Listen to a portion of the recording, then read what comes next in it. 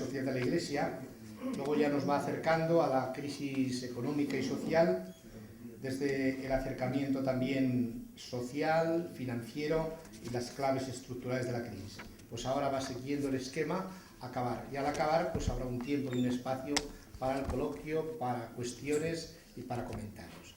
Así que, de nuevo, pues muchas gracias y tiene la palabra don Ángel.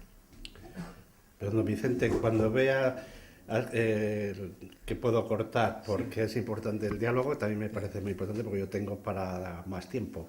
Bien. Pero para no cansarles, puede ser interesante también abrir el diálogo cuando lleve 3/4 de hora, como a usted le parezca. Como introducción a la cuarta parte, pero que me ha surgido hablando con algunos ahora, para trabajar en este ámbito de la doctrina social, en cualquiera de los temas de la aplicación, cualquier tema, a la economía, a la política, al mundo internacional, a la familia, si tenéis grupos de trabajo, el compendio es muy interesante para que veáis que la doctrina social de la Iglesia no es una sociología, no es una apuesta sociológica, sino que tiene sus raíces teológicas. Y solamente como ejemplo, en la segunda parte, que habla de cuestiones muy concretas, por ejemplo, el mundo del trabajo humano, comienza el compendio hablando de los aspectos bíblicos del trabajo humano. Es decir, os puede ayudar el compendio a descubrir cuáles son las raíces propiamente bíblicas del pensamiento judío-cristiano, del valor y del sentido del trabajo, que el trabajo no es un trabajo como producción, sino que el trabajo es creativo, como os decía antes. Lo mismo hablar de la vida económica, aspectos bíblicos de la vida económica. El hombre, pobreza y riqueza, la riqueza existe para ser compartida, etc. Lo mismo la comunidad política, aspectos bíblicos, después aspectos antropológicos, eclesiológicos, etc. La comunidad internacional, aspectos bíblicos. El salvaguardar el medio ambiente, la ecología, aspectos bíblicos. El hombre como centro. La promoción de la paz, también aspectos bíblicos. Bien, con esta idea lo que les quiero decir es que si utilizan este u otros instrumentos de trabajo, no olviden que el pensamiento social de la Iglesia, aplicado a las realidades sociales, es un pensamiento enraizado en la teología, no es una sociología. Este cambio es un cambio profundo que se da a partir del Concilio Vaticano II y sobre todo con Juan Pablo II, cuando en solicitud de redes sociales nos dice claramente que la doctrina social pertenece a la teología y entra dentro de la dimensión evangelizadora, y en este caso Juan Pablo II lo toma de Pablo VI, de Evangelii Nuntiandi, corresponde a la función evangelizadora de la Iglesia. De cara, repito, a la praxis y a la evangelización y a vuestra acción pastoral, no olvidéis cuando utilicéis esta dimensión social, este horizonte que es importante. Y lo tenéis de una forma práctica en el compendio.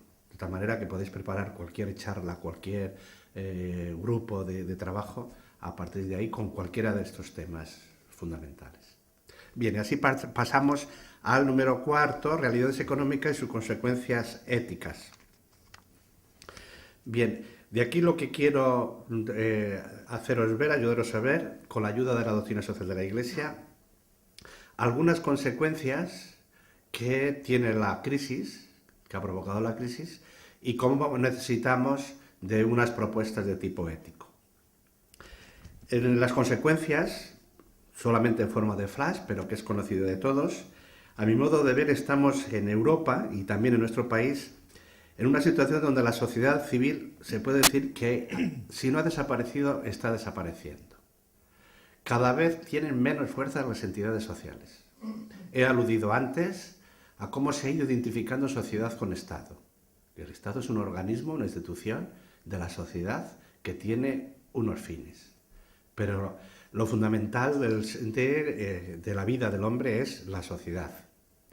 De ahí que, haciendo un juego o un paralelismo, a la Iglesia nos interesa no solo tener relación Iglesia-Estado, sino nos interesa tener relación Iglesia-sociedad. Y no nos podemos dejar solo llevar de los acuerdos Iglesia-Estado. Una diócesis puede tener sus acuerdos con un ayuntamiento, o sus acuerdos con una parroquia, con entidades sociales que hay allá. Es importante no olvidar ese horizonte. Pero en nuestro país, por desgracia, se ha ido perdiendo esa dimensión social de la sociedad civil. Se carece de un corporativismo y de un entramado empresarial que sostenga las grandes empresas privadas y estatales. Al carecer de eso va a aumentar la crisis. Tenemos unos sindicatos que yo suelo llamar sindicatos amarillos, en cuanto que dependen de un poder, sea un partido o un Estado. El sindicato amarillo, en mi época, de la época franquista, le llamábamos a aquel que dependía de Franco. Sindicatos amarillos, sea UGT o sea Comisiones Obreras, son sindicatos amarillos porque depende de Izquierda Unida o depende del PSOE. Es decir, no son autónomos. Ese tipo de sindicatos tenemos, por desgracia. Hay otros sindicatos que no tienen esa fuerza de color amarillo que tienen estos dos grandes sindicatos. Por tanto, tampoco me atrevo a generalizar, pero el hecho es que el sindicalismo, que tiene muy poca representatividad en nuestro país, es eminentemente amarillo. La falta de confianza en el Estado y en los políticos es otro gesto de la crisis social. Antes uno de vosotros me hablabais también del aumento de personas que acuden a la justicia y las pocas estructuras de justicia que tenemos en la sociedad, de tal manera que hace que haya casos o causas que están esperando días y días, meses y meses.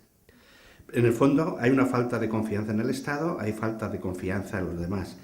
En el ámbito cultural, los elementos culturales, como puede ser la universidad, está vendido al Estado y al mercado. Una de las experiencias más negativas que tengo de estos 2 años y medio de rector es precisamente el mercantilismo que existe en la Universidad Estatal Española, en las universidades que llaman públicas y yo llamo estatales. Todo es dinero, buscar dinero, y se ha aumentado el número de gente que vive sin apenas tener horas de clase.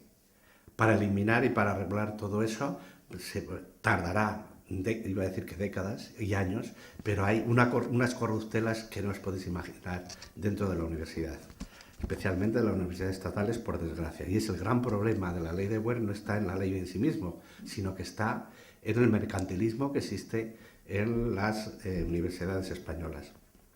Cuando tenemos la reunión de rectores no se habla nada más que de dinero.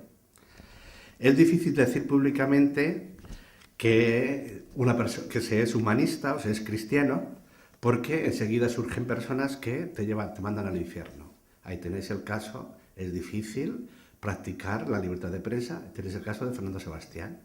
Es decir, llega el momento en que hay unos tabúes. Así como en la época de Franco no se podía hablar de sexo, ni de marxismo, ni de los sindicatos, hoy pues no se puede hablar de género, no se puede hablar de la homosexualidad, no se puede hablar de esos temas, porque dice lo que piensas y te llevan al infierno. Es decir, hay unas realidades sociales que se han provocado como crisis o como efecto de la crisis social y que tienen, sin lugar a dudas, sus efectos económicos. Pensad en el tema del aborto. El problema del aborto, además de que muere una persona, en el problema del aborto, o un ser humano, en el problema del aborto, están las grandes fuerzas económicas que hay detrás. Bien, ante ello, a mi modo de ver, se pueden crear unas acciones, unas propuestas de acción para erradicar esa crisis social y esa crisis económica. Voy a enumeraros al menos 10 propuestas para erradicar y para descubrir las dimensiones éticas y poder salir de la crisis poco a poco, pero que de alguna manera a medio o largo plazo podríamos salir. En primer lugar, una medida de política económica que produzca una mayor baratura, hacer más baratos los precios, en sí mismo es buena, porque aumenta el poder adquisitivo. En la medida en que los precios los podamos bajar de consumo, sobre todo de necesidades primarias, de necesidades perentorias, en sí mismo es positivo. ¿Por qué? Porque aumenta la capacidad adquisitiva de la gente. Es verdad que si los precios son más baratos, el capital y la empresa tenderá también a diversificar los salarios.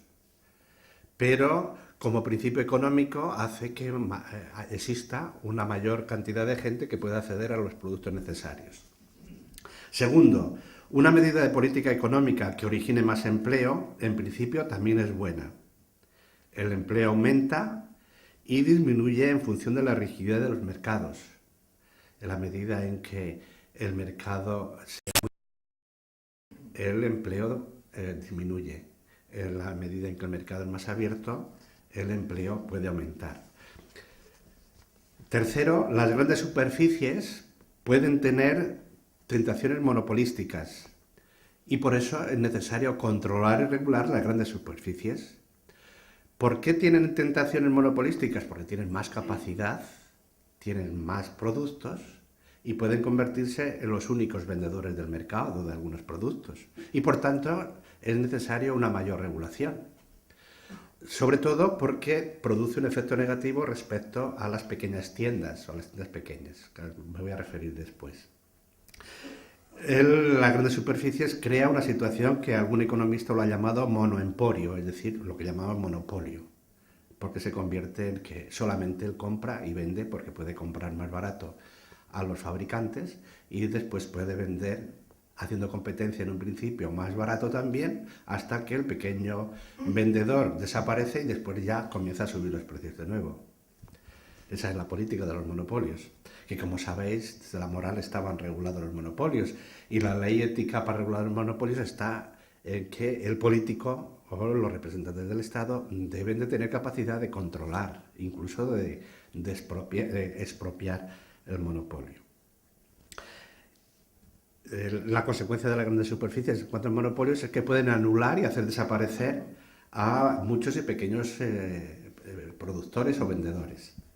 Cuarto, una realidad española creciente, social española creciente, es la de la incorporación formal de la mujer a la vida activa. Es importante que distingamos también esto, es decir, la mujer siempre ha trabajado. Yo soy de un ámbito rural y siempre en el ámbito rural, cuando yo era pequeño, trabajaba igual que el varón, de distinta manera. Pero no estaba reconocido formalmente la seguridad social, etcétera, etcétera. Hay países donde la mujer es considerada dentro de la seguridad social pues por ser ama de casa, pero no tiene que ir a una fábrica, es decir, ya su trabajo en casa es considerado como un trabajo formalmente reconocido con su seguridad social propia. Esto trae consigo muchos elementos y riesgos de tipo negativo para la familia si no se regula esto. La incorporación formal de la mujer a la vida económica, a la vida de trabajo, con la consecuente seguridad social, ha hecho que la vida económica también cambie dentro de la sociedad española en los últimos 20-30 años. Con todo lo que eso produce de tensión psicológica en la vida familiar y en elementos de la vida del ser humano elementales. Quinto, y en esto me baso en Samuelson, uno de los grandes economistas, es equivocado creer que muchas pequeñas tiendas o empresas aumente la competencia. Algunos afirman, bueno, pues si existen muchas pequeñas tiendas, aumenta la competencia, uno puede comprar en un sitio, otro puede comprar en otro. Samuelson dice que eso es equivocado precisamente porque existen grandes monopolios y existe la economía global, y de manera que se puede comprar incluso telemáticamente los productos a pequeñas o grandes empresas. Por tanto, la pequeña empresa no crea más competencia si no se regula a la grande empresa. Por tanto, hay que favorecer la pequeña empresa, pero en la medida en que se regule también a la vez la grande empresa. Y se regule no solo físicamente, sino telemáticamente.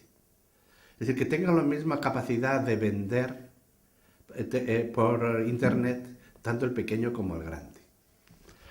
Y si hay que ayudar institucionalmente desde el Estado, que se ayude también de una forma equilibrada y equitativa a una y a otra. Sexta, desde el punto de vista social, las pymes, las pequeñas y medianas empresas, son elementos, a mi modo de ver, de gran estabilidad, de una estabilidad muy notable. Se suele decir que la solución del paro, dicen los economistas, viene precisamente de las pequeñas y medianas empresas. En la medida que la pequeña y mediana empresa tenga 1, 2, 3, aumente con 1, 2, 3 empleos más cada año, solucionaría el problema del paro. Sus miembros constituyen los grupos básicos de la sociedad. La pequeña y mediana empresa tiene sus raíces en los gremios, por ejemplo, en la Edad Media, al menos en Europa. Y sería muy interesante el recuperarlos. Sabéis que fue la industrialización, sobre todo la Revolución Francesa, con la ideología de la ilustración detrás, la que hizo desaparecer los gremios. En las últimas décadas han ido apareciendo nuevamente, pero si observáis las tradiciones de nuestros pueblos de España, hay un trasfondo y un fondo de vida gremial que aún no ha desaparecido y podría recuperarse, sobre todo en la zona rural.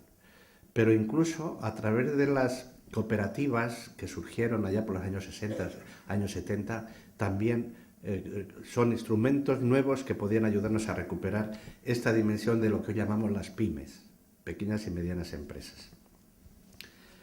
Y en España fundamentalmente, los grandes monopolios o grandes empresas de tipo internacional, lo que subsiste en la sociedad española es la pequeña y mediana empresa, sobre todo en nuestras ciudades. Bien, 7, conviene diferenciar lo que es el mantenimiento de estructuras distributivas ya antiguas en relación con la dimensión social de la vida turística y de la vida religiosa.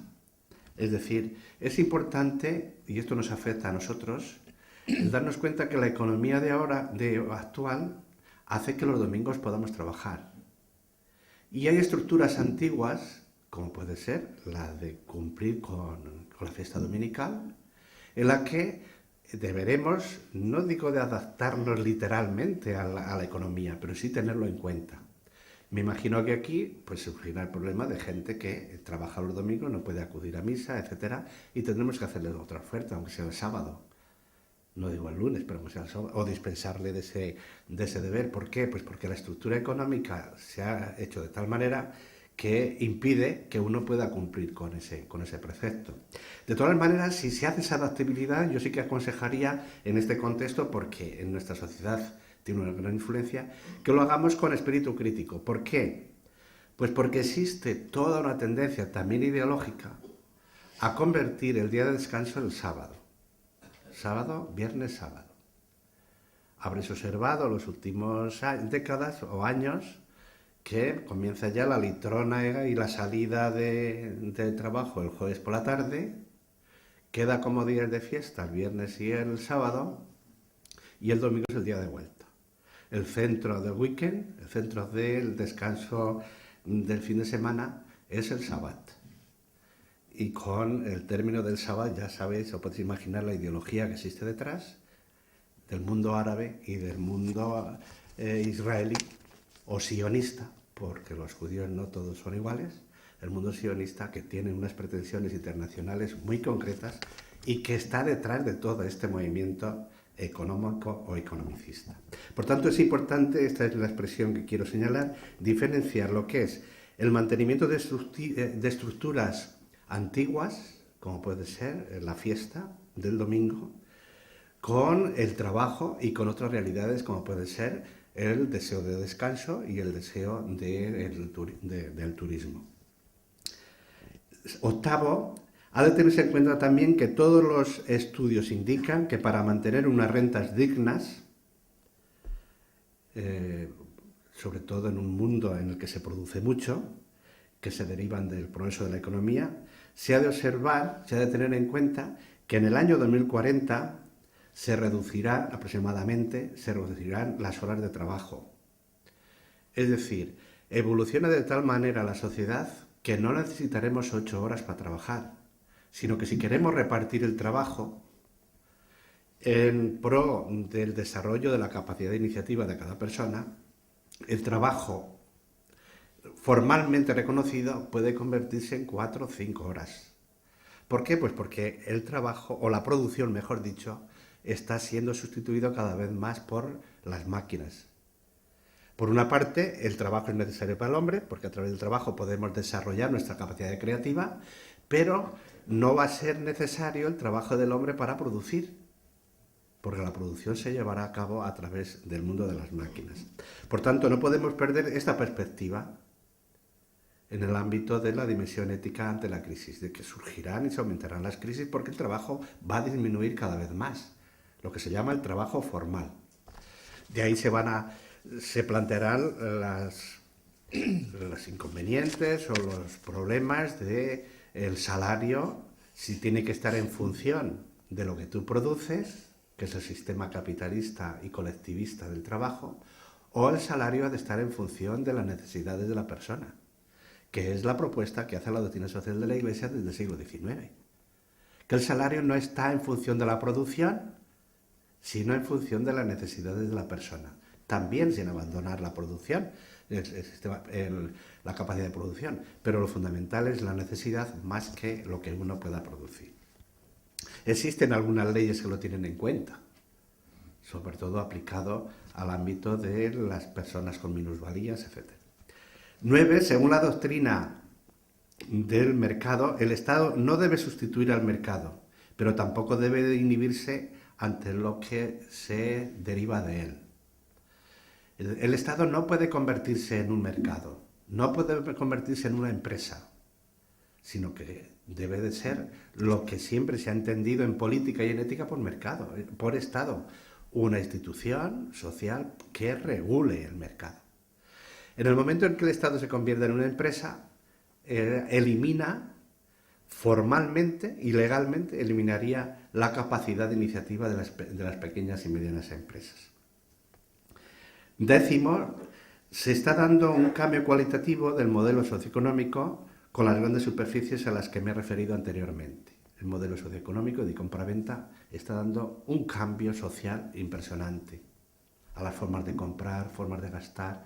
Cada vez más todos gastamos lo mismo, según lo que nos van diciendo a través de la publicidad o a través de las ofertas que nos hacen en las grandes superficies.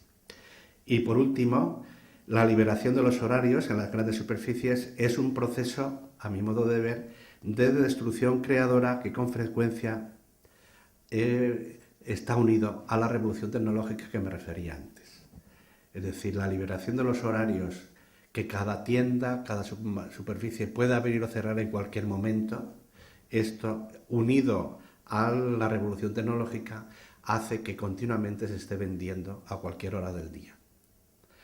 Bien, estas 10 propuestas, o 11 propuestas, a mi modo de ver, reflejan lo que es la realidad económica en la situación actual, lo que existe, y de donde tenemos que tener en cuenta a la hora de dar una solución, desde el punto de vista ético, a los problemas de la crisis económica.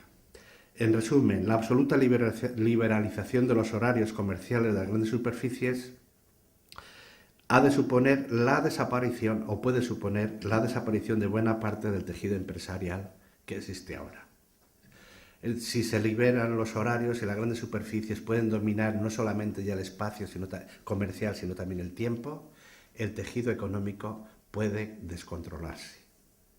Por tanto, el Estado tiene, a mi modo de ver, debe de controlar incluso ese tipo de horarios de oferta de liberalización de los horarios que las grandes superficies quieren y continuamente están pretendiendo. Bien, y paso a ver algunos errores cometidos por los agentes de la crisis. Voy a señalar 6 o 7 errores que, a mi modo de ver, con la ayuda también de los especialistas, se han cometido y han creado la crisis. En primer lugar, se encuentran lo que se llaman los promotores de las hipotecas. ¿Qué hacían los promotores de las hipotecas? Que normalmente eran bancos de común acuerdo con constructores. Yo he conocido, cuando yo compré el piso en Salamanca hace unos 20 años, el constructor a mí me dijo con qué banco tenía que hacer la hipoteca. Si no lo hacía, me costaba más caro el piso. ¿Por qué él me llevaba a este banco y no a otro? Pues porque él tenía sus intereses y sus acuerdos con el banco. Y eso hacía que yo ganaba en cuanto que me cobraba menos, pero él ganaba en cuanto que el banco le subía los intereses en la inversión y le facilitaba los créditos. Bien, los promotores de las hipotecas recibían una remuneración que estaba ligada al volumen concedido de la hipoteca. Si tú comprabas un piso solo, el promotor de la hipoteca recibía tanto. Pero si a la vez, como os he dicho antes, unido al piso, estaba unido al viaje de bodas y otras cosas, entonces el promotor de la hipoteca recibía más. Estaba unido, por tanto, al interés que el promotor de la hipoteca iba a recibir. Pero no estaba unido a la probabilidad o no probabilidad de recuperar el dinero. Es decir, mire usted, haga la hipoteca conforme a este dinero porque, teniendo en cuenta su sueldo, no va a poder pagar en el tiempo que ha establecido. No estaba unido a eso, sino más bien al interés que ganaban los promotores de la hipoteca. En segundo lugar, es uno de los errores que se ha cometido. Y además estaba permitido, es decir, no estaba regulado, aunque se conocía y el Estado lo conocía. Se daba marca ancha, se permitía, porque interesaba construir. Había intereses en la construcción para que aumentaran las ciudades y traer a la vez mano de obra barata del tercer mundo, que las dos cuestiones han estado íntimamente unidas. En segundo lugar estaban los brokers o los intermediarios financieros. Estos vendían las hipotecas a los agentes, a lo que se llamaba subprime, agentes sin ingresos, sin trabajo, sin activos, a cambio de una comisión alta, y los hipotecados pagaban además un tipo de interés muy elevado. Es decir, los brokers recibían una comisión alta. Los brokers son los que dirigían a los intermediarios, es decir, intermediarios de hipoteca, aquellos que están entre el banco, entre la bolsa y el banco. Los intermediarios, los promotores de las hipotecas eran personas del banco, los brokers son personas que tienen una relación directa con la inversión. Daban hipotecas por un valor superior al valor de tasación de las viviendas, se tasaban las viviendas por X dinero, pero se daba la hipoteca con un valor mayor al que se tasaba. Por tanto, el usuario, el que compraba la casa, recibía más dinero de lo que realmente pagaba por el piso, pero luego lo tendría que devolver. La banca comercial que daba las hipotecas las vendía después a la banca de inversión, por lo que eliminaba el riesgo de impago. Es decir, la banca de la hipoteca, el banco concreto, vendía esa hipoteca a los que estaban en relación directa con la bolsa. Y de esa manera ellos aseguraban, si el ciudadano que había comprado el piso no pagaba, el banco estaba libre. ¿Por qué? Porque el banco a su vez había vendido esa hipoteca a una entidad mayor de la inversión. Esa entidad mayor, que eran los brokers, estaba en Madrid o estaba en Estados Unidos o Nueva York.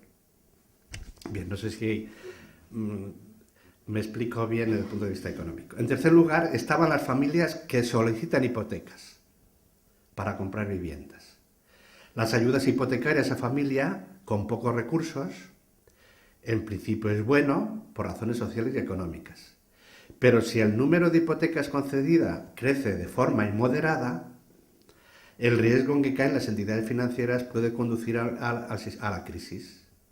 Si se conceden unas ayudas hipotecarias a un grupo mínimo de personas, está bien y no ofrece riesgos, puesto que responde al dinero que tiene el banco como base social. Pero si se conceden excesivas hipotecas, aumenta o va más allá del dinero base que el Estado obliga a cada banco para asegurar la dimensión social de ese banco.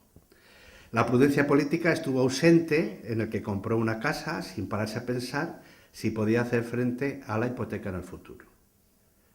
Es decir, se creó una mentalidad de que se podía adquirir una hipoteca, que no pasaba nada. Pero llegó la crisis y pasó. Y muchos se quedaron sin casa o sin dinero. La estrategia de favorecer el consumismo por parte de los poderes dejó a muchas familias a la intemperie. Es decir, a los poderes les interesaba eso, aumentar el consumo y producir esa sensación de que se podía consumir, había dinero para todo. Esa dejadez por parte de los políticos hizo que se creara una corriente de opinión que se podía consumir porque había dinero para todos.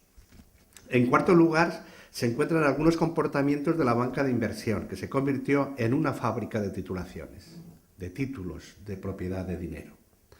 Las titulaciones son la conversión de hipotéticas en títulos de renta fija. Una hipoteca se puede convertir en un título de renta fija. Los bancos se convirtieron en fábrica de creación de títulos de renta fija, que podían ser negociables en el ámbito bancario por valores o por préstamos de otro tipo. De esta manera, la banca saca las hipotecas fuera del activo de su balance, con el fin de adquirir más beneficios, ya que las operaciones fuera del balance les permiten un mayor aplazamiento. Es decir, el dinero que estaba dedicado a la hipoteca lo saca, lo mete en otro ámbito y puede aplazar los pagos a más largo tiempo. Bien, en resumen, si no estáis acostumbrados a este ámbito de economía, Lo que quiere decir es que las bancas de inversión, los bancos de inversión se convierten en fábricas de títulos de dinero. ¿Cómo lo hacen? Convirtiendo las hipotecas, el dinero que han prestado en hipotecas, en valores, pasándolo a otro régimen de valoración de dinero. Y por tanto, si una hipoteca que se ha concedido 15 años, lo puede convertir en valores a 20 años, y por tanto va a tener más años de producción de dinero. Bien, en quinto lugar están los sistemas de incentivos para recompensar a ciertos actores de los mercados financieros. Se daban enormes primas a banqueros por la venta de complejos productos crediticios cuya calidad crediticia a largo plazo se desconocía.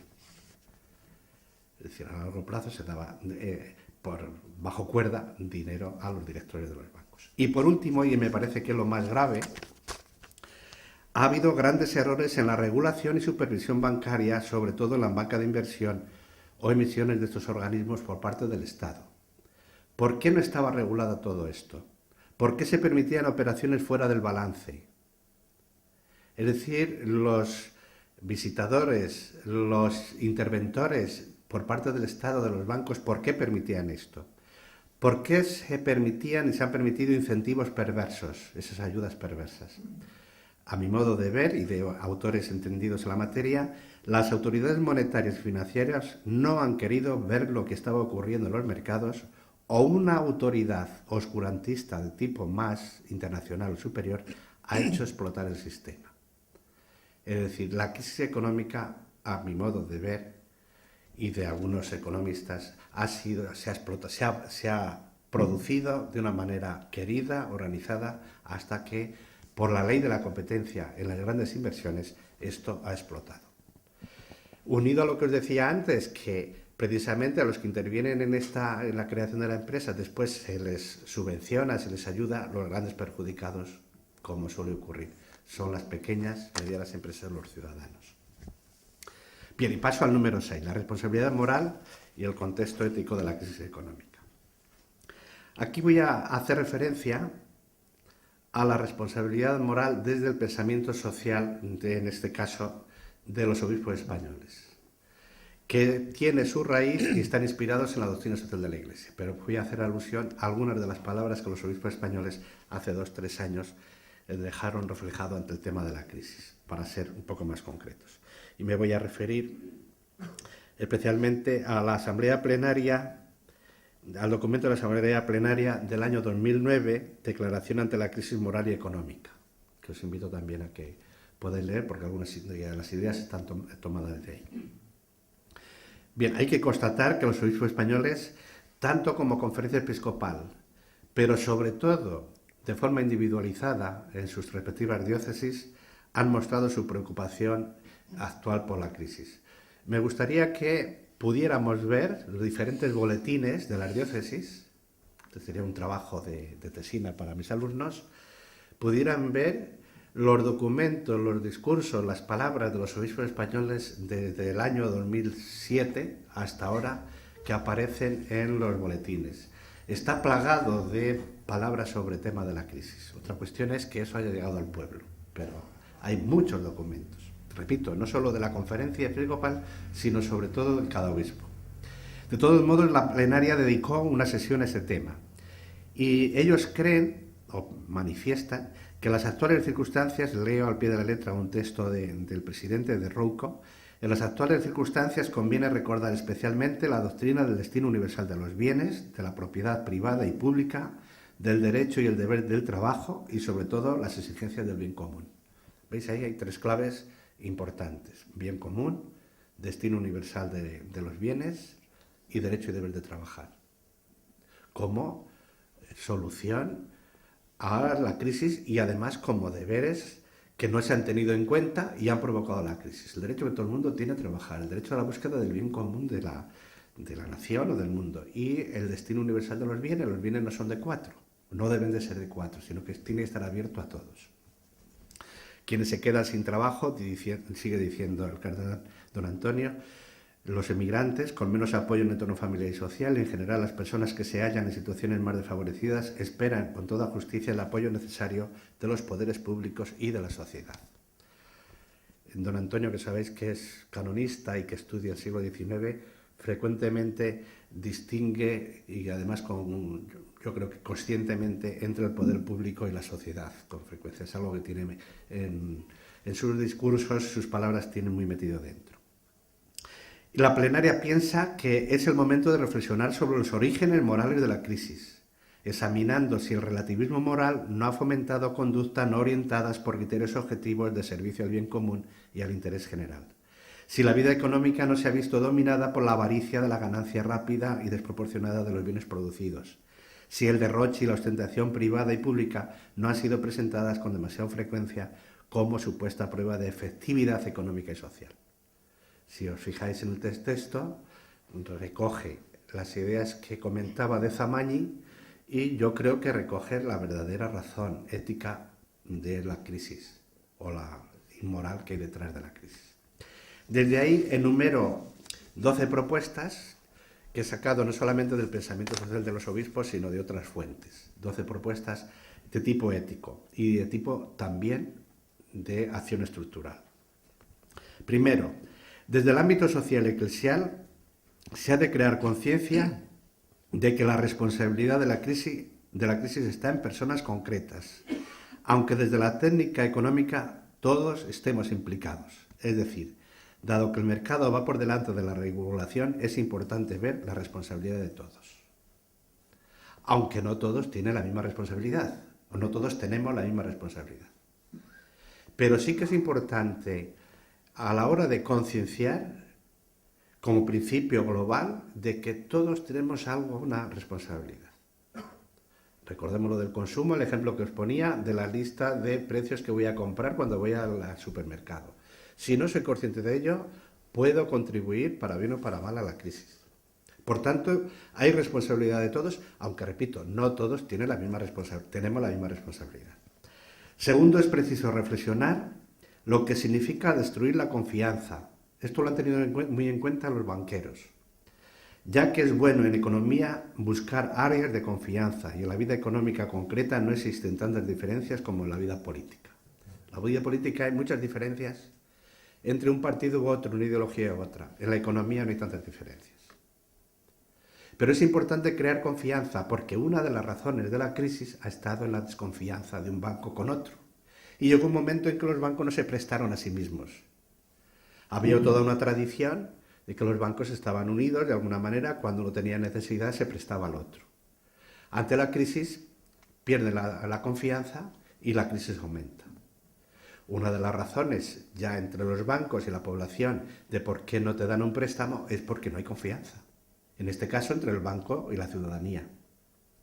Y son muy pocas entidades las que reciben préstamos. Y la razón para recibir el préstamo es que haya confianza que tú vas a salir de ese tema, de esa cuestión. Entonces es importante reflexionar lo que significa crear confianza en el ámbito económico entre bancos y la población.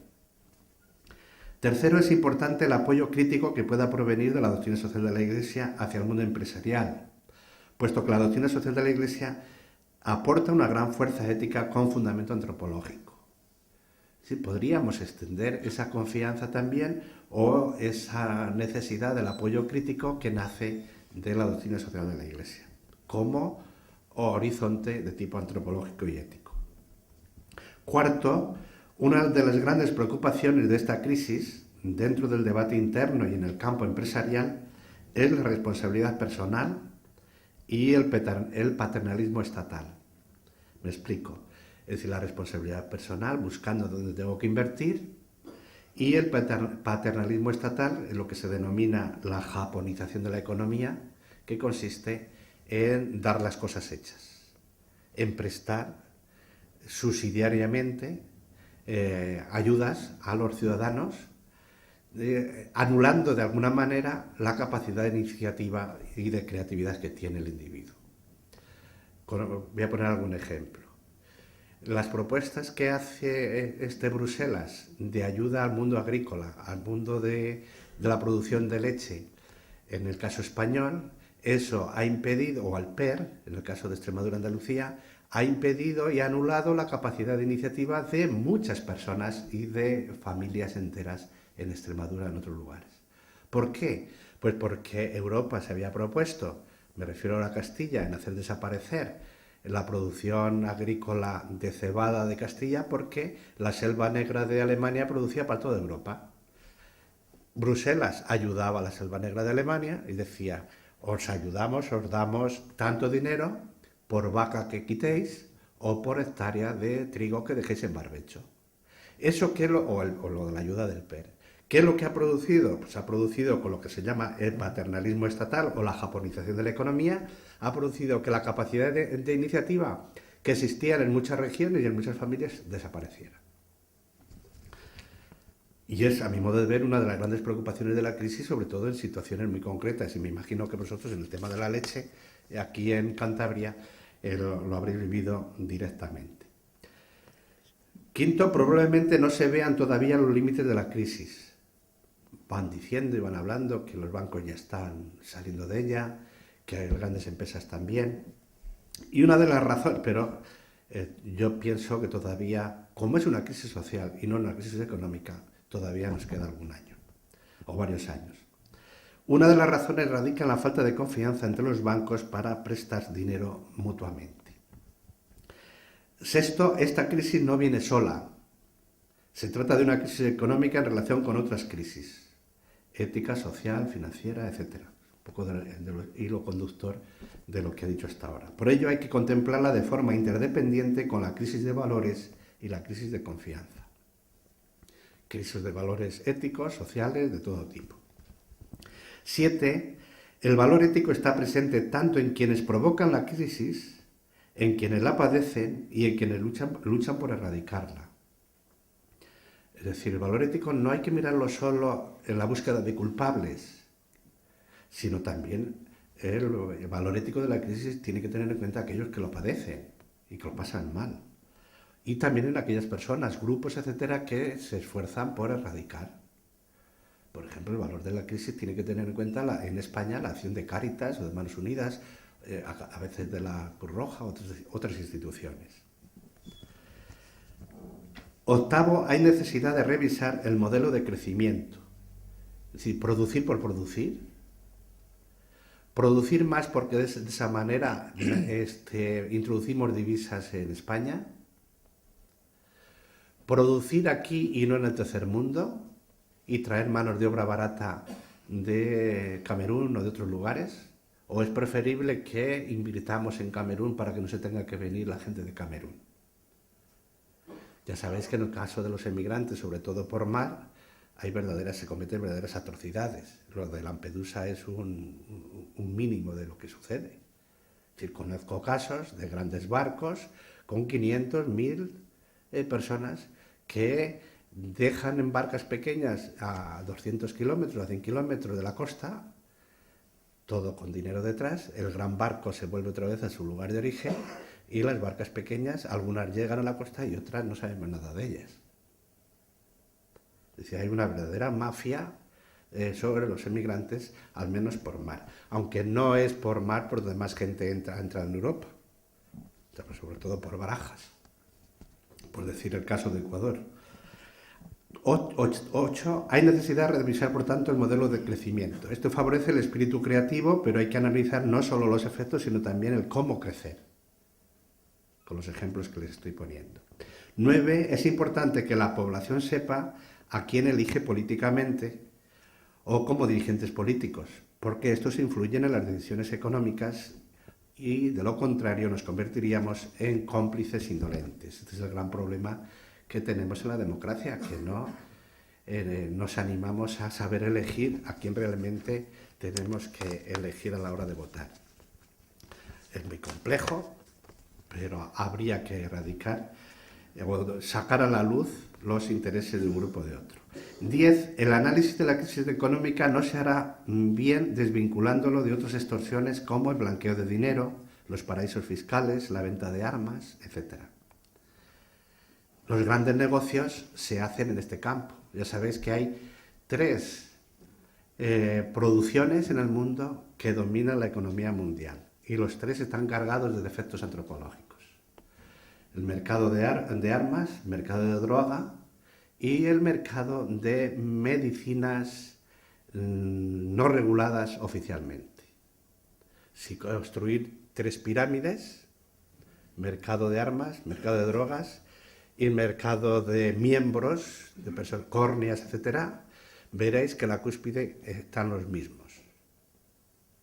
Construir 3 pirámides, veis la gente que en la base, los camellos, etcétera, etcétera, vais subiendo la pirámide y arriba están los mismos, 15, 20 grandes empresas de ámbito internacional, que dominan la economía de la guerra, la economía de la droga y la economía de la venta de órganos. Por tanto, es importante no desvincular la crisis de estas fuerzas. Y esto no lo digo para decir, bueno, no conocemos ese ámbito. Bueno, podemos conocerlo y conocer algo, pero sí que tenemos como sacerdotes que caer en la cuenta que eso existe. Y que quizá, como siempre aparece en el Evangelio, habrá que empezar como levadura en la masa, poco a poco, desde la encarnación, desde abajo, a hacer madurar todo. 11. Es necesario buscar la responsabilidad diferenciada, me refería antes, especialmente en lo que se refiere a la creación artificial de necesidades, en la potenciación del consumo, en la influencia de los medios de comunicación. Es decir, las grandes potencias ya están produciendo productos, haciendo productos que no conocemos ahora, pero que se van a consumir de aquí a 5 años. Y para que esos productos puedan venderse de aquí a 5 años, hay un periodo de tiempo en el que van a crear la necesidad en la población. Es decir, hay muchas necesidades que se están creando, que saldrán a la luz de aquí a unos años. Pero para que se puedan consumir, se utilizarán medios, los medios de comunicación y otros medios, para crear la necesidad de la población de que eso es bueno, eso es políticamente correcto y hay que hacerlo. Y por último, debemos estar preocupados cuando se trasladan los problemas a las pequeñas empresas y los efectos negativos de la crisis a los más pobres. Es decir, debemos de preocuparnos de cuando los efectos de la crisis van dirigidos a las empresas base y sobre todo a los más pobres. Bien, estas son las claves más significativas y resumiendo los criterios éticos de una forma muy resumida, creo que sería muy importante ser consciente, lo digo de forma telegráfica para resumir, ser consciente de las dimensiones humanas de la crisis. Segundo, ser responsable y acostumbrarnos a dar cuentas de lo que hacemos. Tercero, el mercado siempre da ventajas y desventajas, es ambivalente. Cuarto, debemos de tener en cuenta la solidaridad y el bien común como los 2 principios básicos ante este problema. Solidaridad con los que más sufren la crisis, la búsqueda del bien común para solucionar el tema desde el ámbito social. Y por fin el principio de subsidiariedad, que debe de trasladar la responsabilidad a los entes sociales. Es decir, los entes sociales han de promover la subsidiariedad, ayudar a aquel que no puede para que llegue un día que se valga por sí mismo. Bien, en resumen, este es un resumen sacado de Caritas in Veritate, se exige para salir de la crisis que los poderes públicos, privados o institucionales acepten sus propias obligaciones y que haya alguien que les recuerde cuáles son sus propias obligaciones. ¿Desde dónde tiene que salir ese recordatorio? Yo creo que no solamente desde el Estado, también desde las entidades sociales. Esas obligaciones pueden ser legales o pueden ser morales. Es decir, no solamente tenemos que cumplir lo que manda la ley. Hay muchos comportamientos que no están regulados por la ley, positivos o negativos. Luego, potenciemos los elementos morales de tipo positivo que podemos crear en esta sociedad, aunque no hayan sido recogidos en la ley. Por ejemplo, la generosidad. Tenga que poner el NIP o no tenga que poner el NIP. Lo del NIP es una cosa legal, pero ¿quién me impide a mí que yo pueda ser generoso y que no sepa mi mano izquierda lo que hace la derecha? Porque tiene que saber el estado de la generosidad que yo tengo. Que puede haber corrupciones, de acuerdo, pero el principio de aquel que es generoso no es la búsqueda de la corrupción. Y el deber y derecho que tengo yo a ser generoso sin que lo sepa nadie es un derecho connatural. Yo ya sé que este principio ético, que viene muy antiguo, puede ser discutido o discutible, sobre todo desde el ámbito de la ley, pero es un principio antropológico. Que tenga que ser regulado, de acuerdo, para que no haya riesgos o corrupciones. Pero el principio nunca debe desaparecer. Puede haber personas, y de hecho las hay, de que son generosas y no quieren que la gente sepa, que otros sepan que son generosos.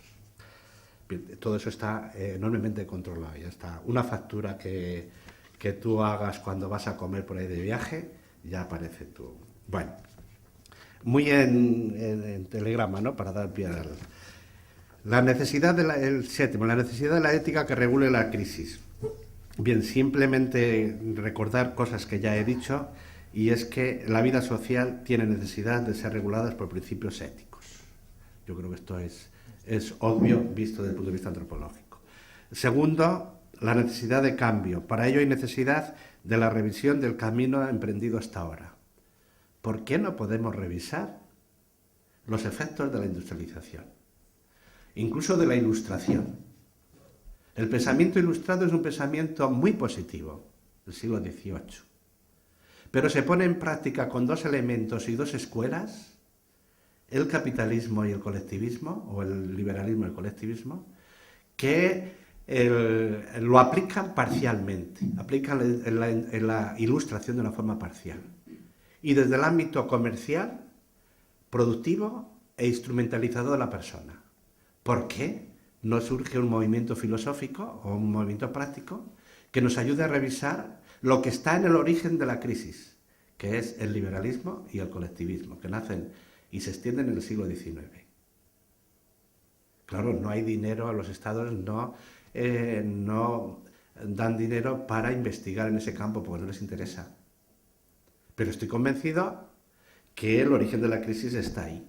Y entonces se impone, sobre todo pensándolo desde el ámbito de una iglesia universal, que tiene una capacidad crítica, una capacidad investigadora muy fuerte, la tenemos, debemos de plantearnos, si no es necesario, es hora de revisar las propuestas que nacen de la industrialización y de la Revolución Francesa. Recobrando, eso sí, el pensamiento ilustrado, porque creo que el pensamiento de la ilustración antropológicamente es bastante positivo, pero se ha aplicado mal o se ha aplicado parcialmente, desde un ámbito productivo, repito, no personalizante, sino objetivizante de la persona. Tercero, es necesario crear confianza y de repensar el modelo de la actualidad, de la actual economía. Va en relación con lo que he dicho hasta ahora. La doctrina social de la Iglesia muestra la necesidad de revisar nuestro camino económico actual. En el interior del humanismo integral, la doctrina social de la Iglesia habla de la actual crisis económica y financiera. Allá hay varias encíclicas que nos citan, promueven el crear confianza, Caritas in Veritate expresamente lo dice, y de repensar el modelo actual de la economía. El Papa Francisco es una de las cuestiones que ha puesto en evidencia con mayor claridad en Evangelii Gaudium. Cuarto, es necesario producir cambios ante la diversificación de responsabilidades, con el criterio que antes señalaba: todos somos responsables, pero no todos de la misma manera. Tanto Pablo VI en Populum Progressio como Caritas in Veritate insistirá en ello. Dice Caritas in Veritate: la crisis nos obliga a revisar nuestro camino, a darnos nuevas reglas y a encontrar nuevas formas de compromiso, a apoyarnos en las experiencias positivas y a rechazar las negativas.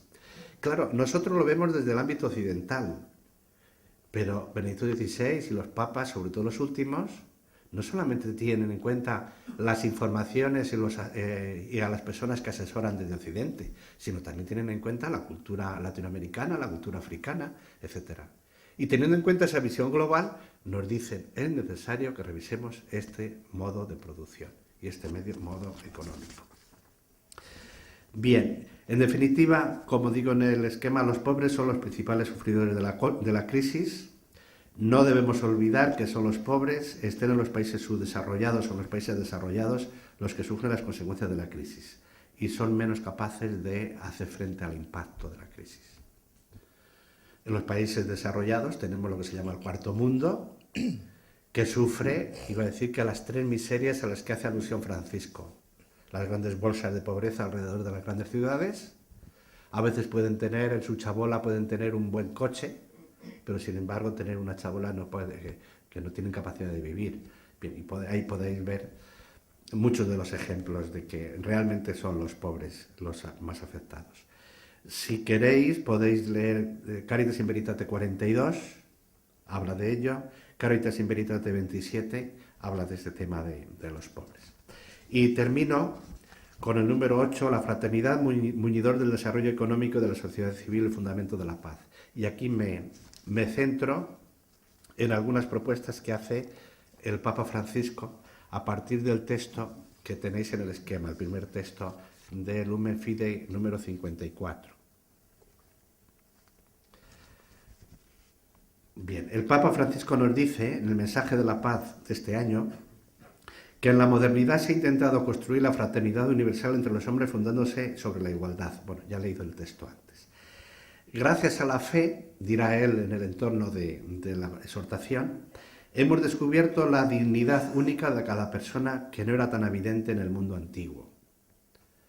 Es decir, ha sido el cristiano, el judeocristianismo, quien ha valorado, y esto no lo podemos olvidar y lo tenemos que cantar muchas veces, que quien ha propuesto a este mundo que la persona es digna ha sido el mundo judío o judío-cristiano. ¿Basado en qué es imagen de Dios? Pero ese valor que en la antigüedad apenas existía, los esclavos no eran ni ciudadanos en la sociedad de Platón, ni ciudadanos, no votaban, no eran considerados como tal, pertenecían al estado bajo, al estadio bajo que dividía Platón la sociedad. Sin embargo, es el cristianismo es que dice, sí, el esclavo, el hombre de color, es igual de ciudadano que tú. Y eso es algo original del cristianismo. Es decir, en el mundo, algunos pensadores del mundo griego, pero son escasos los que llegan a esa conclusión, y no son los que dominan. Poco a poco, sin embargo, hemos comprendido que esta fraternidad, sin referencia a un Padre común, decíamos antes, necesita del Padre. En verdad, el Papa nos invita, con estas palabras, a llenar el concepto de solidaridad con el contenido de la fraternidad, que nos recuerda al Padre común. El concepto de solidaridad es un concepto que aparece en el mundo laico, laicista, para hacer desaparecer el de la dimensión religiosa de la fraternidad. Hablar de fraterno quiere decir que hay un Padre. Surge ese concepto del mundo laicista y será Juan Pablo II el que inteligentemente introduzca otra vez en el concepto de solidaridad, el Centésimos Annus, introduzca, no en Solitud y Redes Sociales, el elemento de la dimensión religiosa que tiene el concepto de solidaridad con el concepto de fraternidad. Y entonces ahí, en la Jornada de la Paz de este año, el Papa Francisco nos habla de 3-4 conceptos que a mí me parecen muy importantes para salir de la crisis en este ámbito mundial. Simplemente lo enumero. La fraternidad es fundamento y camino de la paz. De ahí nace el deber de la justicia social, el deber de la caridad universal y el deber de la solidaridad. La fraternidad como fundamento de la convivencia. Segundo, también dice que la fraternidad es premisa para vencer la pobreza relacional y muchas otras pobrezas, dice en el texto. Una pobreza como esta se puede superar valorando las relaciones fraternas en el seno de las familias, de las comunidades, compartiendo alegrías, sufrimientos, dificultades, etc. Por otra parte, dice, la crisis actual, con graves consecuencias para la vida de las personas, puede ser, sin embargo, una ocasión propicia para recuperar las virtudes de la prudencia, la templanza, la justicia y la fortaleza. La crisis, como os decía antes, forma parte de la antropología humana. Bueno, tenemos una crisis que ha producido muchos males, vamos a aprovechar lo positivo que pueda tener y el Papa nos propone el ejercicio de estas virtudes, la prudencia, la templanza, la justicia y la fortaleza. Eran las virtudes que Tomás de Aquino en la Suma Teológica nos señala en el tratado sobre la ética después de las virtudes teologales. Otro horizonte de reflexión, según el Papa, la fraternidad extingue la guerra y hace alusión al tema del mercado de armas. En la medida en que queramos al otro no podemos colaborar en la fábrica de armas. Otro elemento, la corrupción y el crimen organizado se oponen a la fraternidad.